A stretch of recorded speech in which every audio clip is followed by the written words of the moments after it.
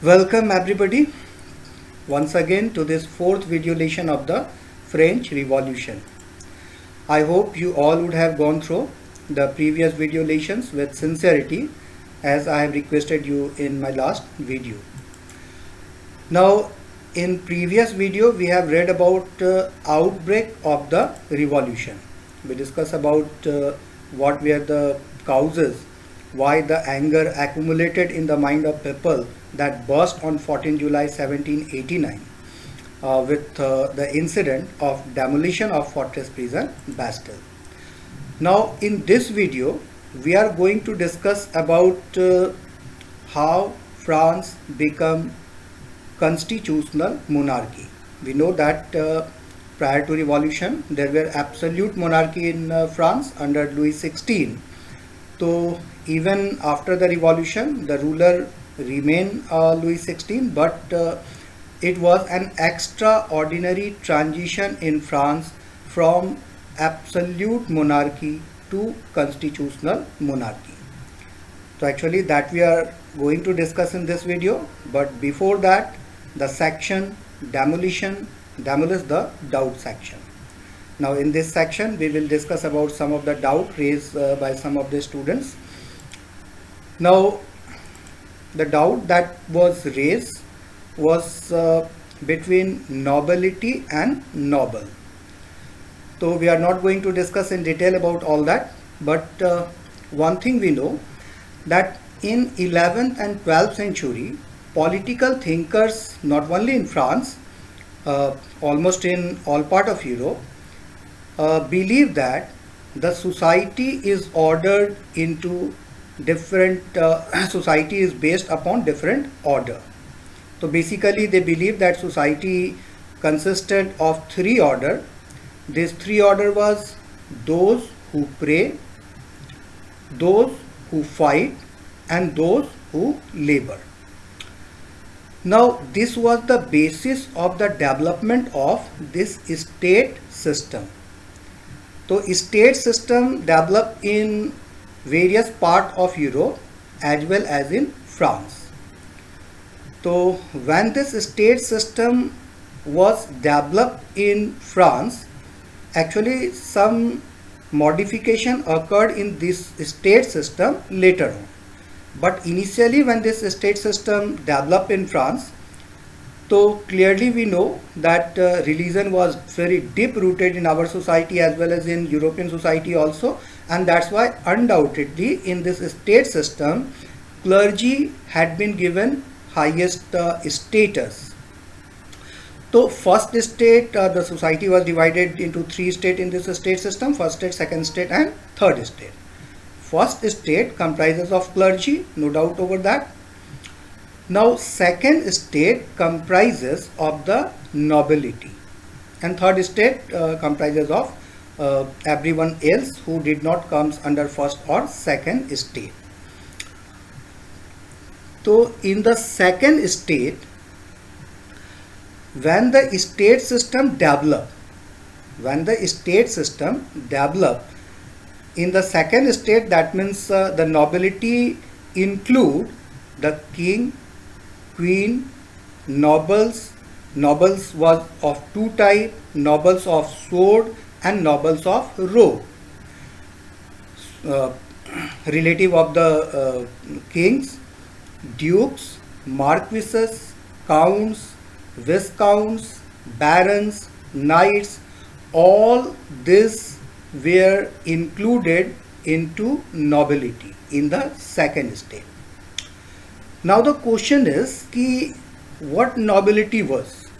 So that means all these people were given a rank. That rank was of nobility. And who availed this rank of nobility? So altogether 2200 titles were conferred to the people in France during that time. For example, nobles of sword, nobles of robe, duke, marquises, counts, viscounts, these were the titles conferred to the people on the basis of various role and responsibility of this person in the society. So actually all these people belongs to the second state, and second state comprises of those people who got the rank of nobility. Apart from that, those all who did not come into first state and second state comprises third state. It include all the labor, that means both kind of labor, skilled labor as well as unskilled labor, whether a lawyer, doctor, businessman, merchant, soldiers, craftsman, shopkeeper, patient, etc. So those people, suppose that those people who were not given the status of nobility, maybe that person could belongs to noble. So actually when some modification occurred in this state system, the king remain outside of the state system. Matlab if we will talk about pre-revolutionary days, so during pre-revolutionary days, not only pre-revolutionary days, henceforth 15th century, the king itself remain apart from the state system. So somebody asked that whether noble could be the king. Of course, if you will talk about up to 15th century, the king was itself the part of the nobility. But when modification occurred in this state system, king itself were considered outside of the state system. So in this state system, who were considered nobles? Those who acquired the status of nobility were considered as nobles. No basic difference was there. Ki nobility, the rank or position of the nobility could be acquired either from hereditary or from vellum. That means other source also was there to acquire the rank of the nobility. So nobility was a class of people that had a special political and social status. Nobility could be inherited or is granted by the king as a reward to a person who performed a heroic deed, जिसने मान लो किसी युद्ध में बहुत वीरता से लड़ा और कुछ अचीवमेंट उसका रहा, ग्रेट अचीवमेंट उसका रहा, या फिर किंग किसी को फेवर करना चाहते हैं, या फिर वो किसी प्रोमिनेंट गवर्नमेंट पोजीशन पे है. तो this were the factors to acquire the status of nobility. तो it was not completely close order. New individuals were appointed to the nobility by the monarchy, or they could purchase rights and titles. They could purchase also. During pre-revolutionary days, the right of nobility could be purchased in 1 lakh livres. Actually, this price became much lower. Initially, higher prices was to be given, but as economic crisis begins, so the prices to acquire nobility was decreased during that time. So actually, it could be purchased also. Now the question is कि noble, who were nobles and what were nobility? So those who acquired the rank of nobility was considered noble. But the noble may be considered by the society considers somebody as noble. Why? Because they are prosperous, because they earn something, did not get it by birth. Also the society could recognize them as nobles, but it is not necessary for those nobles that they also could be considered as the rank holder of nobility, because there were certain criteria, and those who fulfill those criteria only hold a rank of nobility. So it could be basically the rank of nobility was acquired by heredity, but also it was possible that suppose illegal children were not given the title of nobility. suppose somebody belongs to nobility, but he bear illegal children, so he will not get nobility by birth. So actually certain criteria was there in different time period. This criteria, some changes occurred in this criteria to consider that who could acquire the status of nobility. So noble may be from third estate, people who earn handsomely, merchants, etc., businessmen who earn handsomely, and society recognize them as nobles. But it is not necessary that they could acquire the status of nobility. But all the nobility, all those who acquired the status of nobility could be considered noble, but all nobles could not be considered rank holder of the nobility. So actually I don't think we should emphasize much upon this topic now. I hope you now would have rectified, your doubt would have been rectified. Now let's begin the current session. Now before beginning the topic, we will focus upon the timeline for which we already have read. So we already know in 1774 what happened. Louis XVI became King of France in 1774 at the age of 20 years. Faces empty treasure. Also we know the causes and growing discontent with the society due to severe economic crisis. So 5th May 1789, it was the time period. 5th May 1789, when first time after 1614 a meeting of State General was called. So on 5th May 1789 meeting of State General was called. On 20th May, so this meeting continues from 5th May to 20th. On 20th May, the people of third estate walkover gathered in the tennis court ground and proclaimed themselves as National Assembly, one of the remarkable incident in French history that occurred on 20th May. Now on 14 July 1789, once again the fortress prison Bastille was demolished and it was the outbreak of French Revolution. So we will begin after that. So in the countryside, rumor is spread from village to village that Lord of the Manor had hired bands of brigades. So let's see this under this feudalism. Under this feudalism, you know that feudal privileges is being enjoyed by the nobles. That means piece of land was given to noble to collect the taxes. But for the administration of countryside, rural areas, for the administration of rural areas, some land also was given to the person who were considered as manor, who also avail some of the political and social rights to collect taxes that was termed as taxes, favor, services of the people who reside in that manor, that was considered as manorial dues.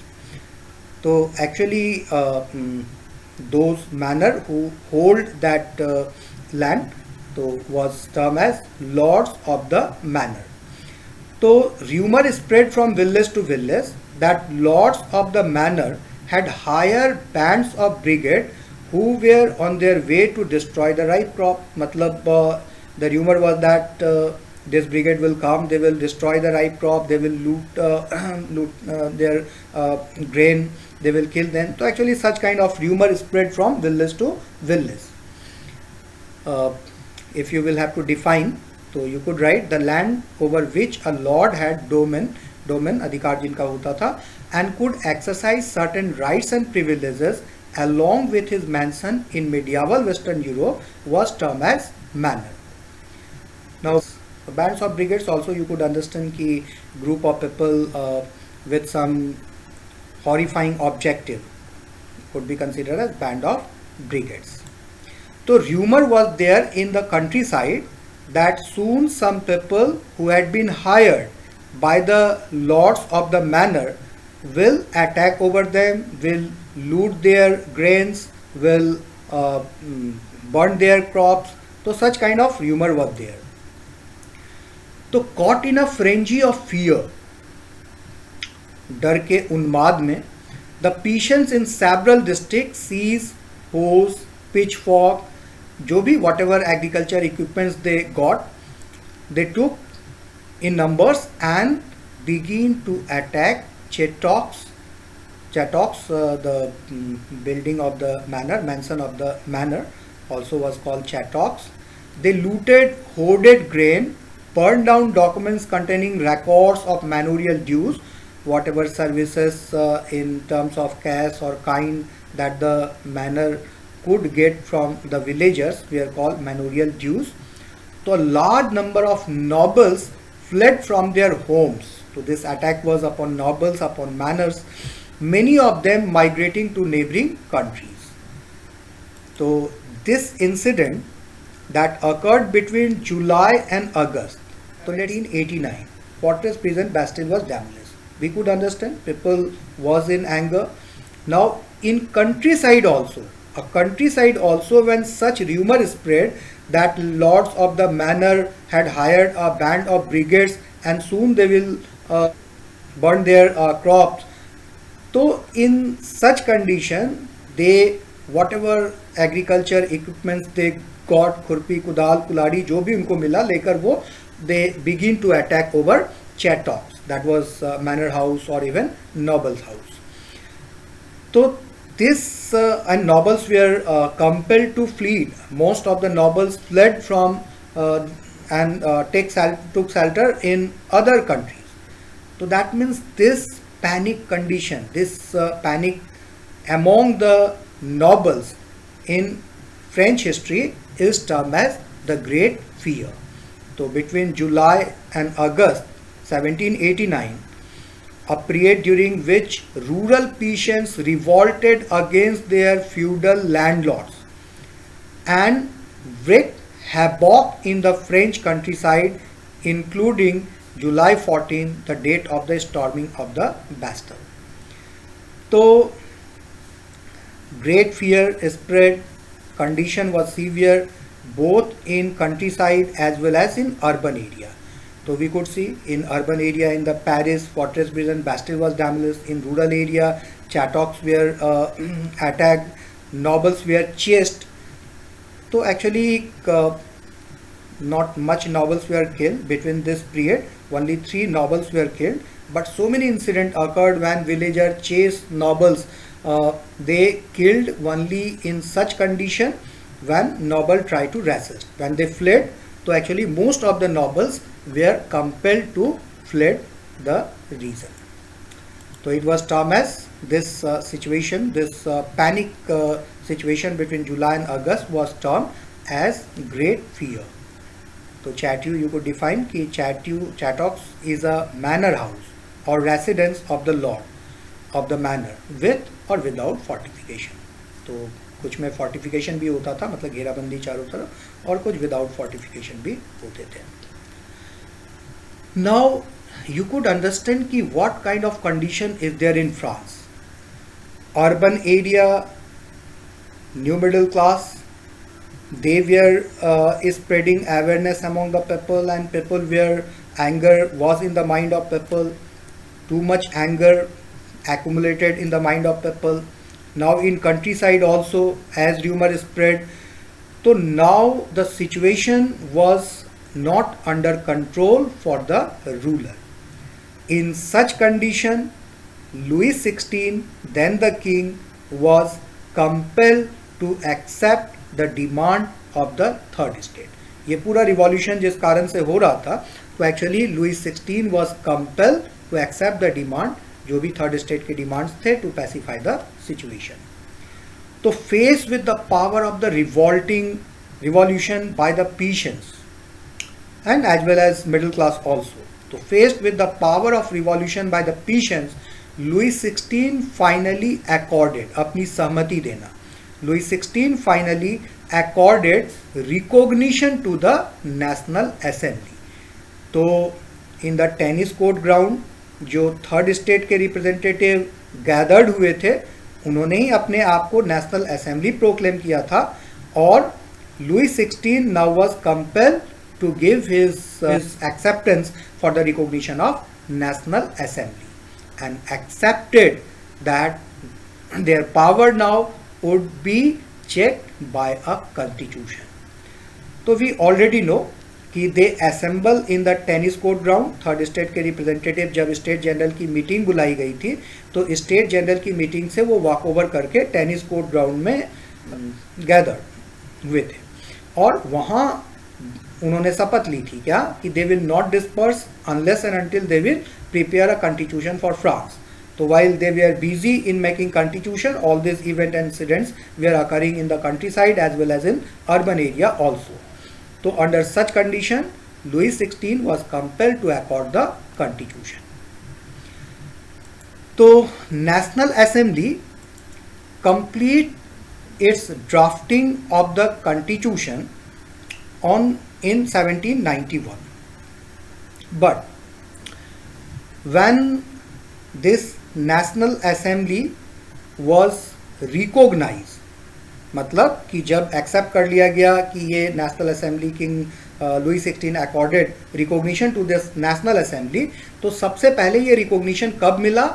4 अगस्त 1789. This recognition was accorded by Louis XVI on night of 4th August 1789. It was also a remarkable time period in French history. 4th August 1789. Representative of the third state, ये national assembly में कौन थे? Representative of the third state. तो they got acceptance as national assembly. और सबसे पहले जब ये नेशनल असेंबली बना तो इसने एक डिक्री पास किया. Decree that means official order that takes shape of the law. An official order that takes shape of a law is called decree.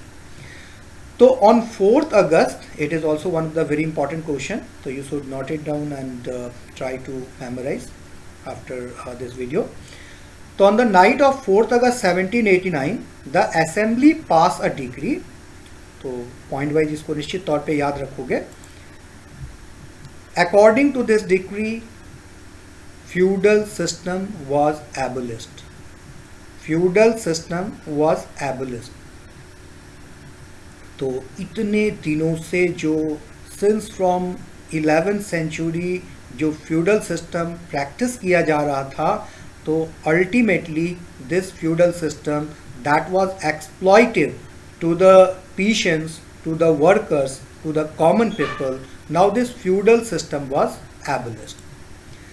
Members of the clergy too were forced to give up their privileges. Members of the third state also were members of the clergy also were forced to give up their privileges. जो एक एक्सप्लॉइटिव tax होता था जो clergy को पे किया जाता था, 1/10 ऑफ द प्रोड्यूस. टाइस का मतलब ही होता है 1/10. तो tithes were abolished. Land owned by the church were confiscated.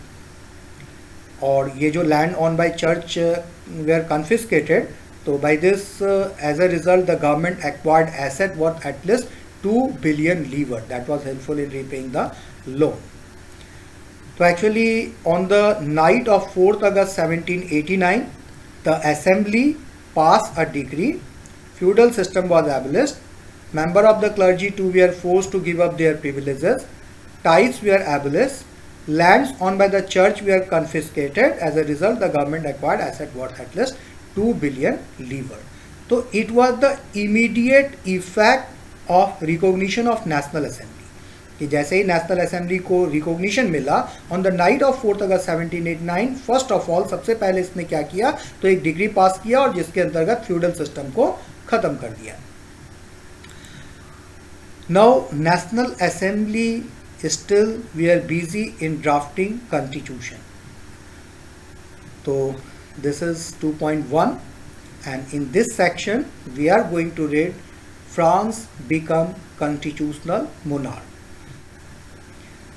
So let's see when France will become constitutional monarch, when there will be a constitution for France. So National Assembly still was busy in drafting constitution for France. But in 1791 this draft of the constitution was completed. So National Assembly completed the draft of the constitution in 1791 and then France became a constitutional monarch. So this was an extraordinary transition from absolute monarchy to constitutional monarch. Now, according to this new constitution, a new kind of administrative system was introduced.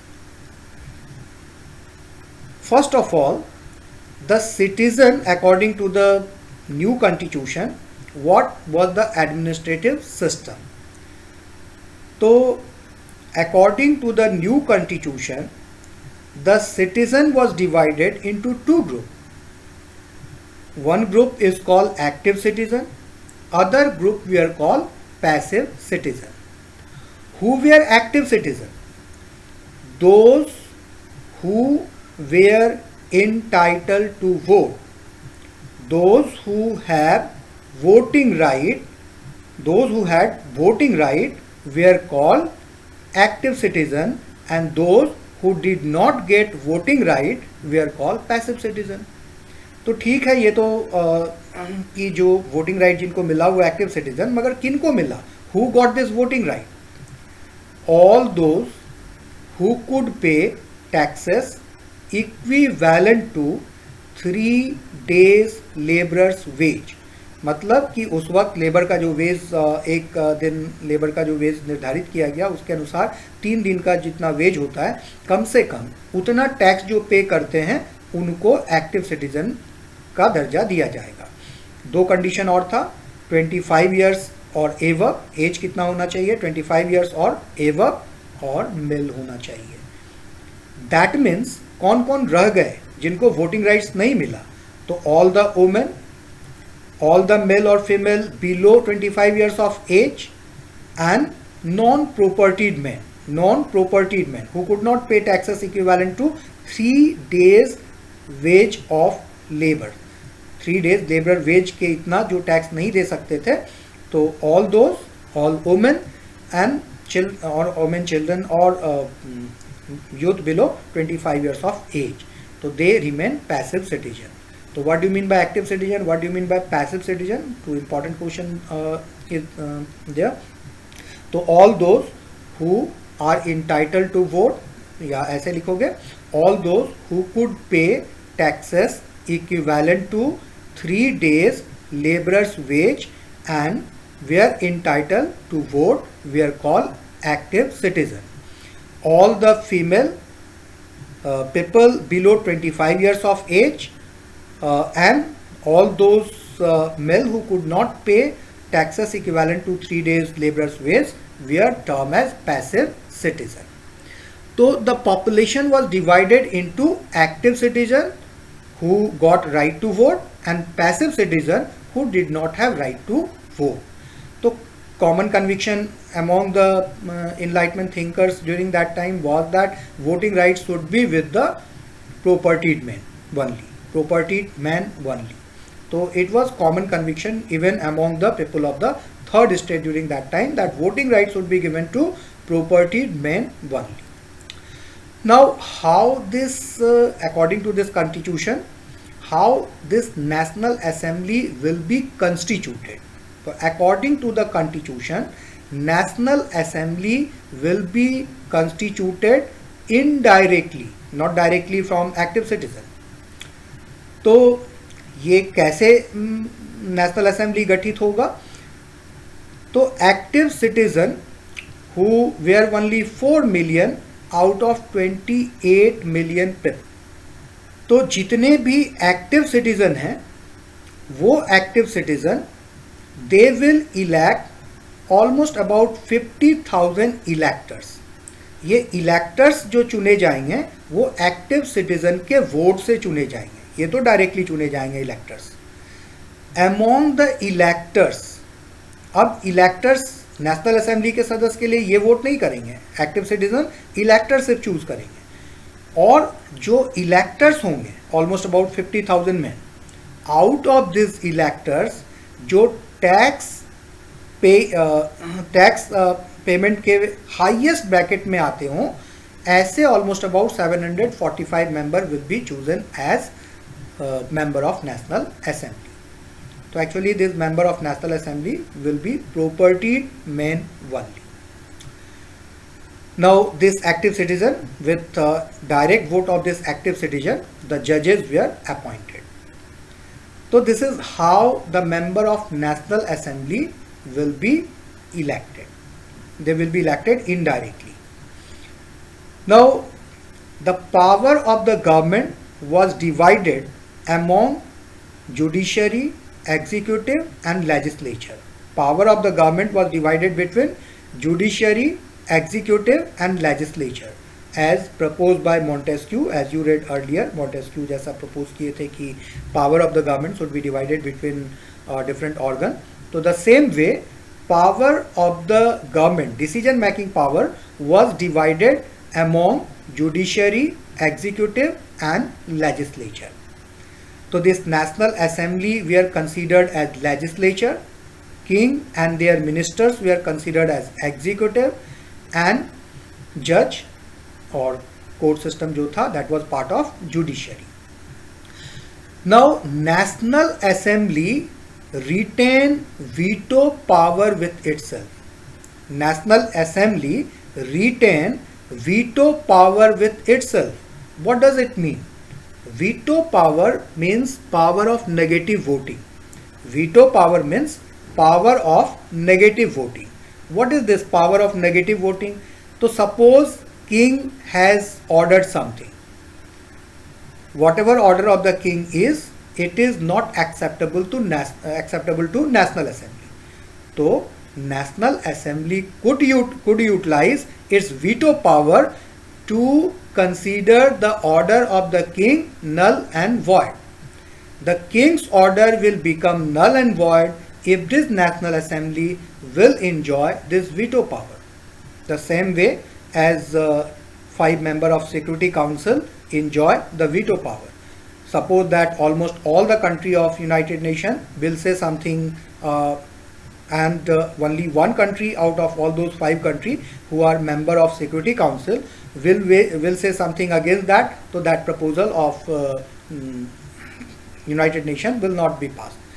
So actually the same way here, National Assembly retain veto power with itself, that is power of negative voting. That means whatever order of the king will be, the National Assembly could utilize its veto power to consider the king's order null and void. Null and void, that means invalid, that could not be enforced. And among the from the direct vote of this active citizen, the judges are elected. The judges are not appointed, they were elected by the direct vote of active citizen. This is how the new administrative system that was set up according to the new constitution. Now, features of the constitution of 1791. If it is being asked what are the features of constitution of 1791, so point wise you will memorize it. Limit the power of the monarch. Powers were separated to different institutions among legislature, executive and judiciary. France become constitutional monarch. Power to make law vested to National Assembly. Power to make laws किसके हाथ में रहा? तो National Assembly, vested to National Assembly. And citizens were grouped into active and passive citizens. So actually in 5 points you will, this is also one of the important question. What are the features of the Constitution of 1791? There are several other features, but from examination point of view, you will keep in your mind all these 5 points. So this is all for this video. Thanks for watching.